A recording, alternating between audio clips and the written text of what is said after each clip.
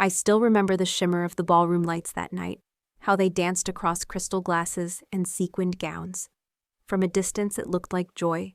Up close it smelled faintly of vanilla candles and overcooked chicken, the kind of scent that tries too hard to be welcoming.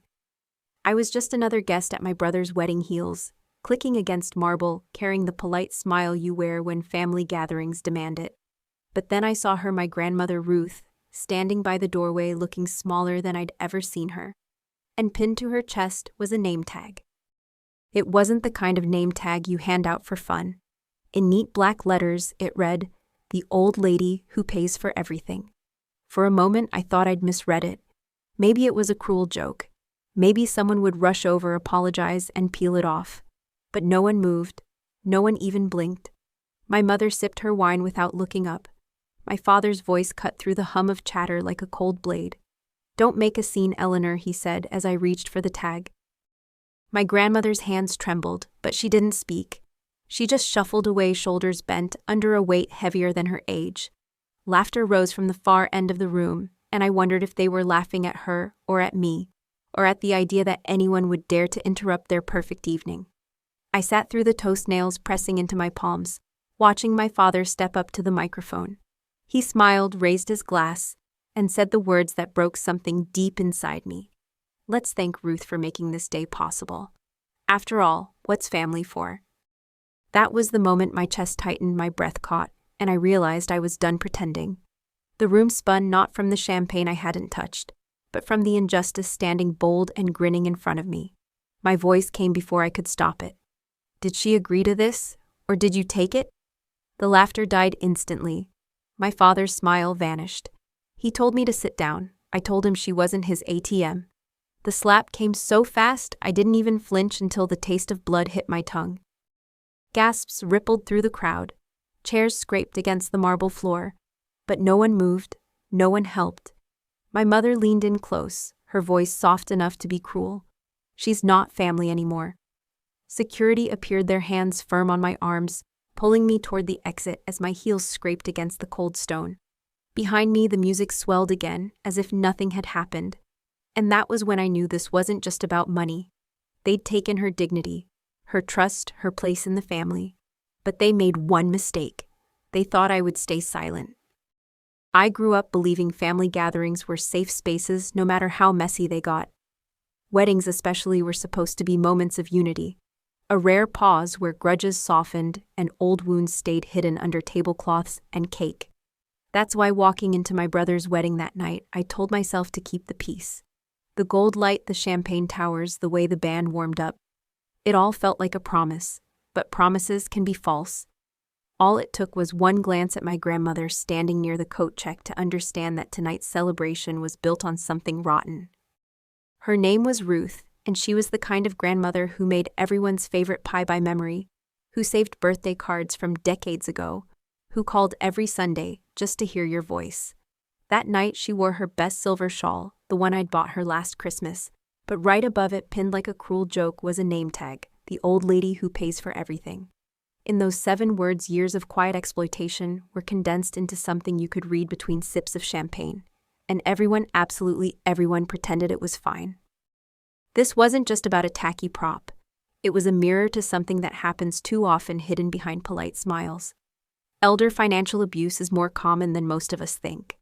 I'd later learn that in the US, billions are stolen from seniors each year, often by people they trust most.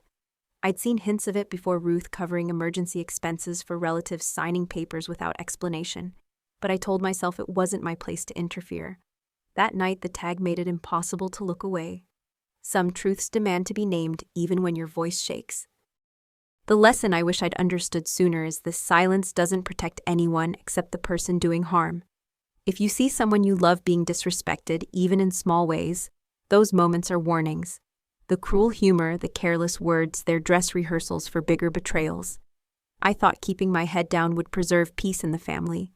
But peace built on ignoring injustice isn't peace at all, it's surrender. Standing there watching Ruth shrink into herself, I felt the first stirrings of something I couldn't yet name: the refusal to be quiet anymore. I didn't act right away. Part of me wanted to believe I'd misunderstood, that maybe Ruth had laughed when they pinned it on her. but the look in her eyes, downcast far away, told me the truth.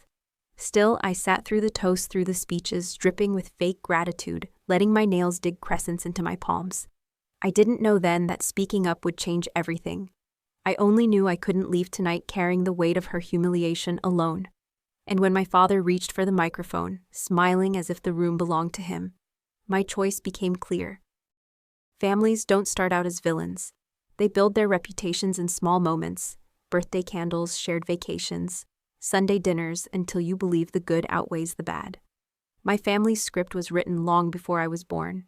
My father, Grayson Hayes, was the central character, charming to strangers, commanding to his children, and impossible to say no to.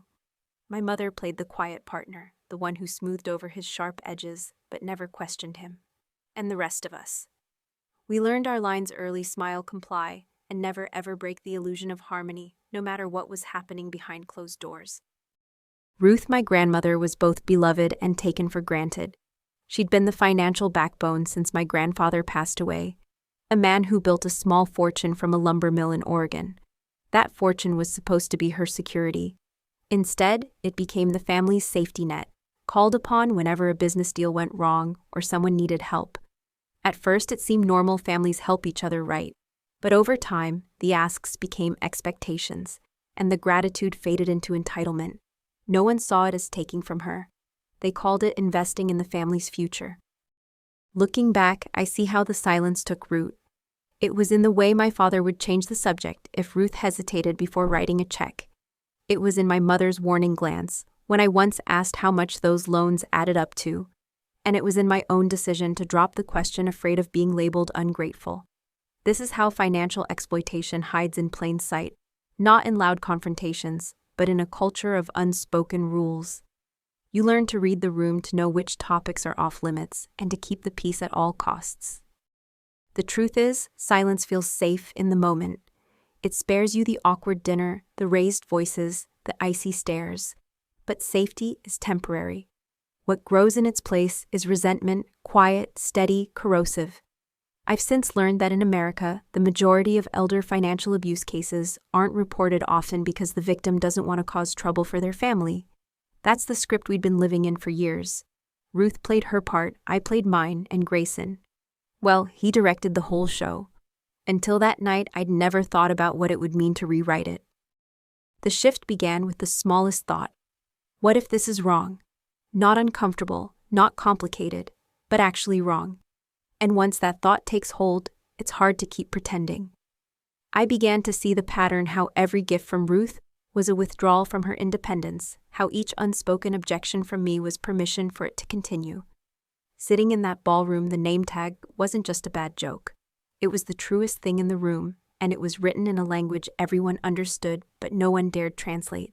I knew my moment to speak was coming. The moment came faster than I expected. My father stood at the microphone, glass in hand, the picture of a proud patriarch. He smiled like the room belonged to him, like every laugh and every camera flash was proof he'd built something worth admiring.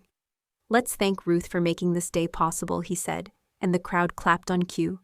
Then came the line that twisted in my chest. "After all, what's family for?" That was when my chair scraped against the marble, my legs moving before my mind caught up. My voice carried farther than I thought it would. "Did she agree to this?" I asked. "Or did you take it?" The silence that followed was almost heavy enough to push me back into my seat. My father's jaw tightened. "Eleanor, sit down," he ordered, his tone sharp enough to cut glass. My heart pounded, but the words were already there. "She's not your ATM." In another family, maybe someone would have intervened, maybe someone would have calmed things down. In mine, the reaction came as quickly as the words, a sharp crack across my cheek. The sound seemed louder than the music had all night. I'd like to tell you I was too shocked to react, but the truth is, I'd been bracing for it my whole life. The taste of blood bloomed in my mouth, metallic and warm. I saw people looking away, adjusting their silverware, pretending they hadn't seen. Public shaming works that way. It relies on bystanders to maintain the illusion nothing happened. In America, we talk about airing dirty laundry as something shameful. But the real shame is how often we let that laundry pile up just to keep appearances. That night, appearances were all my family had left. Security appeared as if on cue, their hands firm but impersonal as they guided me toward the exit. Behind me, the band started playing again, like someone had hit a switch. My mother leaned in just before I crossed the doorway. Her voice was soft enough to be venom. "She's not family anymore," she whispered, and I knew she meant me. My heels clicked against the marble one last time before meeting the cold night air. I didn't have my phone, my purse, or a plan, just a stinging cheek and a truth I could no longer swallow.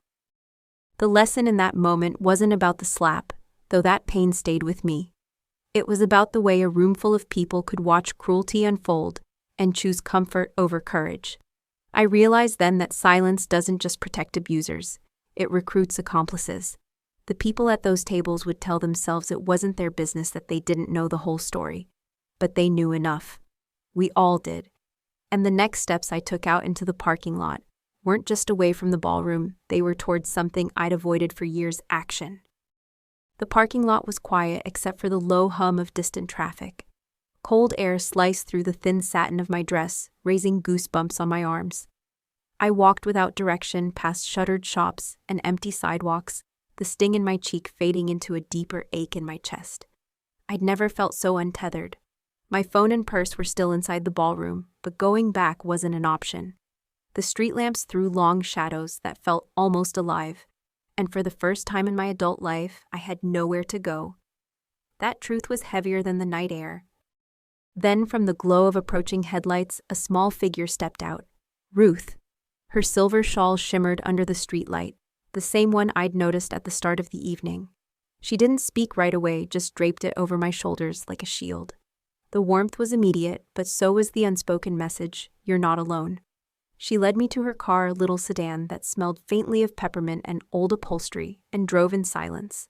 Sometimes silence can be a comfort when words are too small for the moment. Her apartment was on the third floor of a brick building that had seen better days. Inside, it smelled of lavender and dust. Lavender from the sachets she tucked in every drawer, dust from years of living alone without anyone to help. It wasn't fancy, but it was safe. She motioned to the couch, then disappeared into the kitchen. When she returned, it was with a damp cloth for my lip, her hands shaking just enough to remind me how fragile she was. She dabbed gently, the kind of care I hadn't felt in years. Over steaming mugs of chamomile tea, she finally spoke. They took everything. The words landed heavy between us. She told me about the $3.5 million, my grandfather's inheritance, her shares in the mill, her savings all gone. They said I was too old? That it was just temporary, she whispered. In the U.S., elder financial exploitation like this often begins with legal-looking documents and comforting promises. Many seniors sign trusting family, not realizing they're handing away control. Ruth believed them because love had always been her contract. I felt the anger rising sharp and cold. This wasn't just disrespect, it was dismantling her life, piece by piece. It's a mistake many families make, confusing helping with taking over, forgetting that autonomy is just as valuable as money. The lesson hit me hard. Protecting someone you love sometimes means protecting them from those closest to them. I reached across the table, covering her hand with mine. "They don't get to win," I said quietly. For the first time that night, she looked me in the eye, and I saw it, a flicker of hope. We didn't talk about next steps yet. The air between us was heavy but different now, charged with a shared understanding. Outside, the city lights blurred through the window, and somewhere in the distance, I could hear a siren. It felt like the world was moving fast, but inside that small apartment, time slowed. I didn't know the full scope of what they'd done, but I knew this much: I wasn't walking away. And soon, I'd learn just how deep the betrayal went. I didn't sleep much that night. The couch was comfortable enough, but my mind wouldn't quiet. Somewhere between the hum of the refrigerator and Ruth's soft breathing in the next room, I remembered my phone had been set to automatically back up photos to the cloud. If I couldn't walk back into the ballroom, maybe I could still bring it to me. I found her old tablet on the coffee table, dust clinging to the edges of its worn case. After a few failed attempts with her shaky Wi-Fi, the gallery began to load. Faces I recognized filled the screen, smiling like nothing was wrong. I scrolled past champagne flutes and group shots, but then one frame made me stop. In the corner of the dance floor, almost out of focus, was a man in a charcoal suit. I knew that face: Richard Cole, my father's longtime attorney. He had no reason to be at a family wedding, especially standing near a table stacked with manila folders. My stomach tightened. Legal work doesn't happen at the punch bowl unless someone wants it hidden in plain sight. I zoomed in the grainy pixels, making the scene feel even more suspicious. By morning, I couldn't keep it to myself. I called Amelia Brooks, one of the few people I still trusted. She was a college friend turned estate lawyer, the kind who could quote statutes, but still ask how your heart was holding up. Over coffee at a diner that smelled like burnt toast and old secrets, I laid it all out: the name tag, the slap, the confession, and now the photograph. She listened without interrupting her pen, moving over a yellow legal pad. Finally, she looked up. If Ruth can prove she's competent even briefly, we can challenge the guardianship. I wanted to believe it would be that simple, but Amelia shook her head. Truth doesn't matter here. Proof does. And if we fail, the state could take her permanently. That's the cruel part of elder law. Its protections can also be weapons when the wrong hands are holding the paperwork. In the U.S., guardianship abuse cases are rare in headlines, but common in reality. I'd read stories of seniors stripped of homes and bank accounts by relatives who claimed it was for their own good.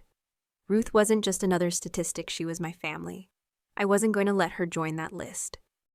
Amelia leaned in, lowering her voice. We've already pulled some bank trails. Your father's been funneling her funds into shell companies for years.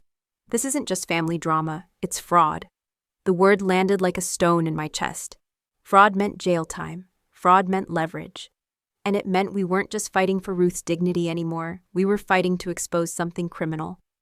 I left the diner with more than just a plan. I left with the knowledge that the people I grew up with were capable of far worse than I'd imagined. Back at Ruth's apartment, I watched her pour tea with hands steadier than the night before. She didn't know yet about the photograph or what Amelia had found, but she would soon. Outside, the sky was already fading toward dusk, and I felt the first stirrings of urgency. If my father suspected we were moving against him, he wouldn't wait to act. And that was exactly what happened the next morning when the pounding started at Ruth's door. The pounding started just after sunrise, sharp and deliberate, rattling the thin wooden frame of Ruth's apartment door. I was still half asleep on the couch, but the sound pulled me upright instantly. Ruth stirred in her bedroom, her voice calling my name, thin with worry. I crossed the small living room, heart pounding, and peered through the peephole. My father stood there in his black coat, my mother just behind him, and a man in a charcoal suit holding a folder, the same one from the wedding photo. Their expressions weren't here for conversation. They were here for control. Open the door, Eleanor, my father barked, his voice as cold as the January air. You're harboring someone declared mentally unfit. My mother's tone followed, honeyed but poisonous. She's exploiting Ruth, always has been. I glanced down as an envelope slid under the door. Notice of legal action. Intent to remove Ruth for psychiatric evaluation within 24 hours. I'd read enough to know what that meant. Once she was in their custody, proving her competence would be almost impossible. In many states, that kind of order can strip away a person's rights overnight. Behind me, Ruth appeared in her robe, her hands trembling. I signed something, she whispered. They told me I was confused. Her voice cracked on the last word. I thought about how often this tactic is used, rushing elderly people into signing paperwork in moments of vulnerability. Hospitals, funerals, even weddings, anywhere emotions run high, and attention is scattered. The paperwork is always just a formality, and the signature becomes the weapon. Too many families learn too late that a pen can be as dangerous as any blade when trust is exploited. My phone buzzed in my hand. Amelia's name lit the screen. I texted quickly, "They're here." Seconds later, her reply came, "Keep it locked. Filing emergency motion now." I took a breath and stepped back from the door, ignoring the next round of pounding. Outside, my father's voice rose. "This is your last warning." His words were meant to intimidate, but all I felt was resolve, tightening in my chest. The law might give them power, but it also gave us a path if we could move fast enough to use it. Finally, the hallway fell silent. Their footsteps receded, but the tension they left behind stayed in the room like a thick fog. Ruth sank into her armchair, eyes glassy, as if the years had suddenly caught up to her. I sat across from her, promising we wouldn't let them win. The truth was, time wasn't on our side. Guardianship cases move quickly, and evidence can vanish overnight. We needed something more than defiance. We needed proof strong enough to end this before it began. That night, Amelia arrived with the one lead that could shift the entire fight. Your father's been laundering Ruth's estate through shell companies. If we can prove it, he burns. Proof meant the original will, the document my grandfather signed in his own hand. Ruth hesitated, then whispered where it was hidden. A storage unit miles away. And if the look in her eyes was any warning, getting it wouldn't be simple. The rain had been falling for hours by the time Amelia pulled up outside Ruth's building. Streetlights reflected off slick pavement, turning the road into a shimmering river of gold and gray. I climbed into the passenger seat with a tote bag of flashlights and gloves. Ruth's voice echoed in my mind. It's in the storage unit. She'd given me the key, her fingers lingering on mine, like she was passing more than metal. The drive was quiet except for the steady drum of rain on the roof.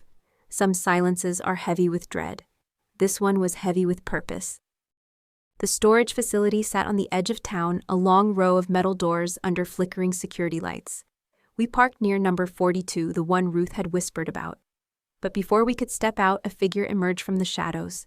Clarissa, my sister-in-law, stood under an umbrella, her expression cold and fixed.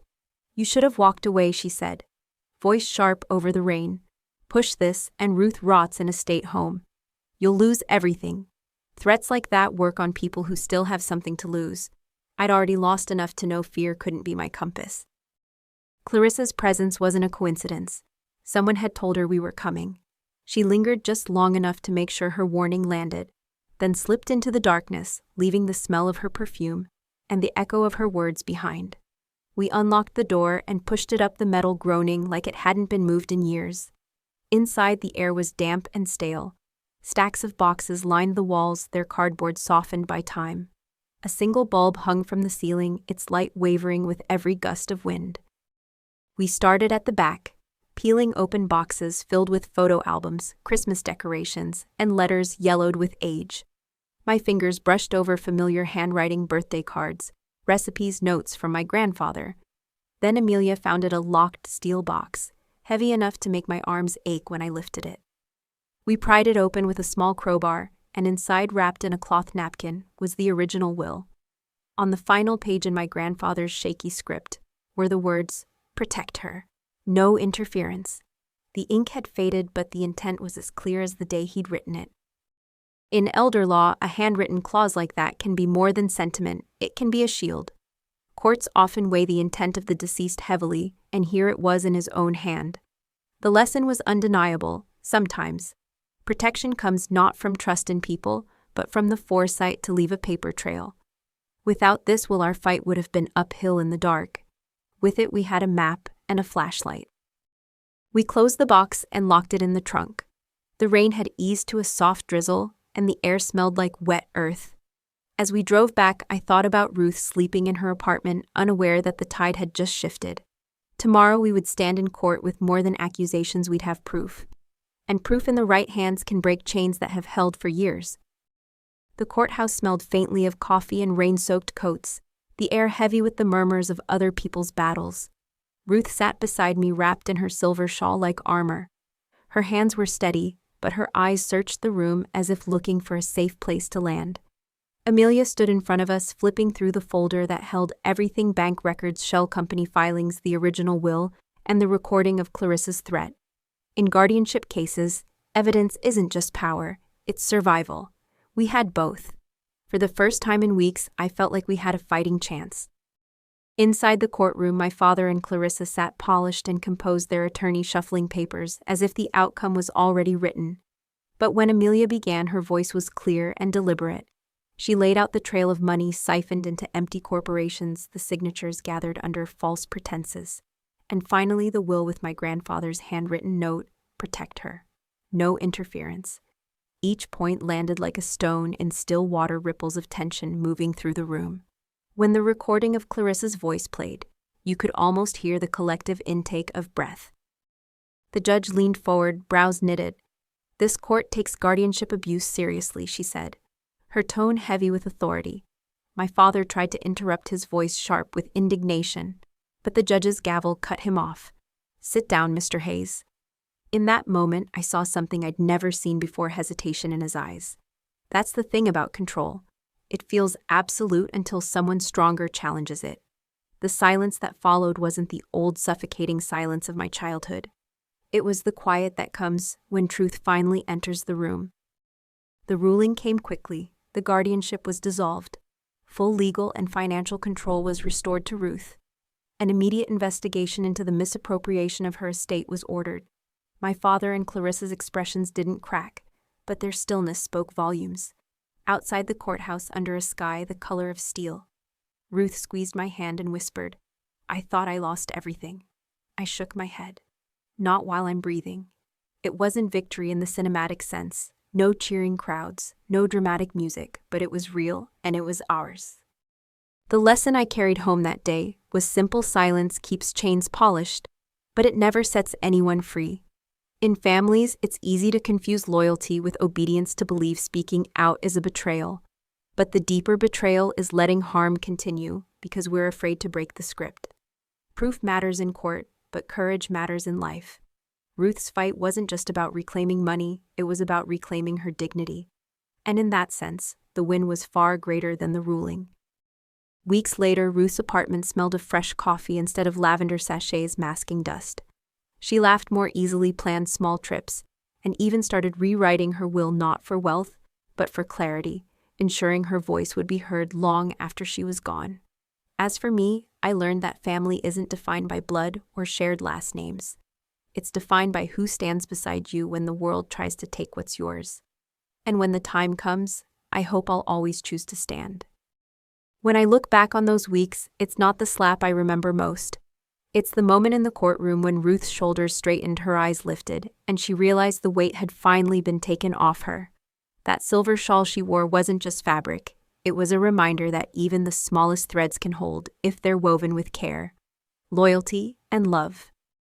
We didn't just win a legal case, we dismantled years of quiet control. And I learned something I wish I'd known sooner. Family loyalty is not measured by silence, but by the courage to protect one another when it matters most. The documents, the paper trail, the evidence, they were the tools, but the choice to act that came from a place deeper than fear. Elder financial abuse is a shadow that lives in too many homes, hidden behind polite conversations and just helping signatures. If you see it, name it. If you can stop it, do it. You may be the only person who can. Today, Ruth wakes up knowing her voice matters again. And I wake up knowing I chose to stand beside her when it counted. That's what family is. That's what love is. If you've ever been in a moment where speaking up felt dangerous or impossible, I want you to remember this. Chains can be broken, but only if someone dares to pull. Now, I want to hear from you. Have you ever had to stand up to your own family, even when it meant risking everything? Share your story in the comments. And if you believe stories like Ruth's need to be told, hit like, subscribe, and share this video. Because silence might protect secrets, but our voices protect each other.